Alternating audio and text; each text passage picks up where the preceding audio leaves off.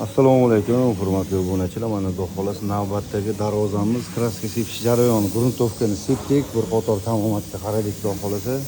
Najdalini qilib mana kraskani sepyapmiz.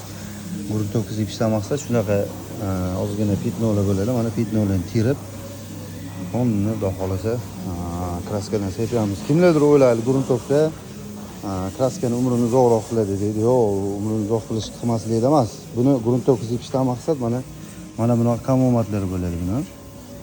Mashinani qo'lni gruntovkada bitta sepganni ochib yuboradi. Agarda kraska sepib turib keyin chala teradigan bo'lsa, unda bo'lmaydi. Lekin gruntovkani sepib, manalarda haligi qanaqa chalalar bo'lsa, kamomatlarni qo'lni ko'rib, chiroyli holatda qilib, keyin kraskani urilsa, inshaalloh maqsadga muvofiq bo'ladi.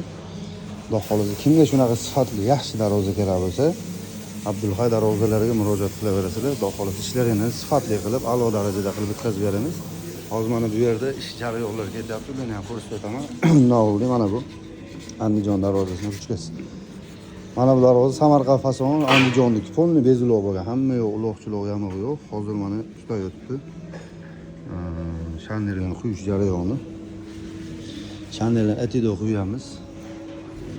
E'tibor bersanglar mana Pachinnili shanner 35 semlik, 38 semlik epoş. Sıradan shanner quyish jarayoni.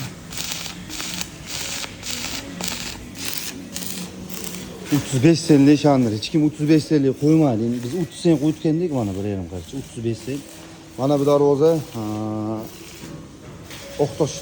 Toshbuloq darvozasi. Toshbuloq darvozasi Shipinkelda taxlan ochiladi. Bir barmoq qurilgan darvozalar. Mana e'tibor bersanglar, bir barmoq qurilgan darvozalar. Xudo xolasa hammasi bizda bir barmoq quriladi.